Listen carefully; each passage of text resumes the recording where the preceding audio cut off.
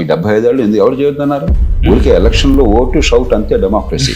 కాబట్టి ప్రజలు తప్పు కాదు, ప్రజలకు తెలియపోవటం కాదు, ప్రజలకి తెలిసేటట్టుగా నేను నిర్మాణం చేయాలి. ఇప్పుడు దాన్ని సవరించాలి. ఇప్పుడు ఎఫ్డిఆర్ గానీ లోక్సత్తా గానీ ఎట్లా ఈ డెమోక్రసీని బాగు చేయాలి, మన మౌలిక పోరాటం అది. ఈ ఓపీఎస్ మీద పోరాటం కాదు. కానీ నేను ఎందుకు దీని ఓపీఎస్ మీద గట్టిగా పడ్డానంటే, ఇవాళ ఈ రాజకీయ పార్టీలు అందరూ కూడా ఒకే తీరులో ఉన్నారు. అసలు ఈ మనిషి అక్కడ వెళ్తున్నాడు, ఆ మనిషి ఇక్కడికి వస్తున్నాడు కదా.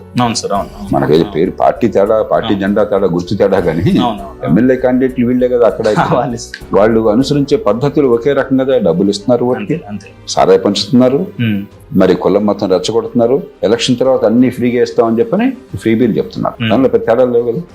సో ఇన్ని కోట్లు ఖర్చు పెట్టిన వాడు రేపొద్దున గెలిచిన తర్వాత దాన్ని రికవర్ చేసుకోవడానికి ట్రై చేస్తారు. కాబట్టి ఆ లంచాలు, అవినీతి, సెంట్రల్ అధికార కేంద్రీకరణ, ఎవడు బలం అంటే చట్టం వాడిది అని చెప్పని పద్ధతి అందరూ చేస్తున్నారు. ఒక్కటే తేడా ఉంది, కనీసం దేశం బాగుపడాలంటే ఒక్కటే మన ముందున్నటువంటిది. ఎకానమీ పెరిగితే, ఏడాదికి 6-7% కనుక ఎకానమీ పెరిగితే, పెరగడానికి మన అదృష్టం కొద్దీ కొన్ని అవకాశాలు ఉన్నాయి. గతంలో ప్రభుత్వాలు మంచి చేయడం వల్ల కానివ్వండి, అంతర్జాతీయంగా ప్రపంచం మొత్తానికి చైనా అంటే భయం పడుతుంది. ఆ కారణంగా కానివ్వండి 6-7% పెరుగుతుంది. 6-7% అంటే చాలా తక్కువగా, చాలా ఎక్కువ. మీరు ఇందాక నాకు కాంపౌండింగ్ ఎఫెక్ట్ అని, దాని కారణంగా 6-7% జరిగితే 25-30 ఏళ్ళలో అసలు ఊహించినంతగా దేశంలో ప్రాస్పెరిటీ పెరుగుతుంది.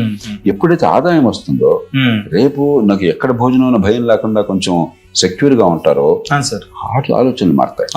డెమోక్రసీ బాగుంటుంది.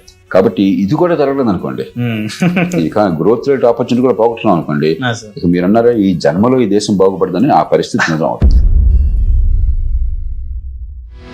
బాస్ వాలా, బీ ద బాస్.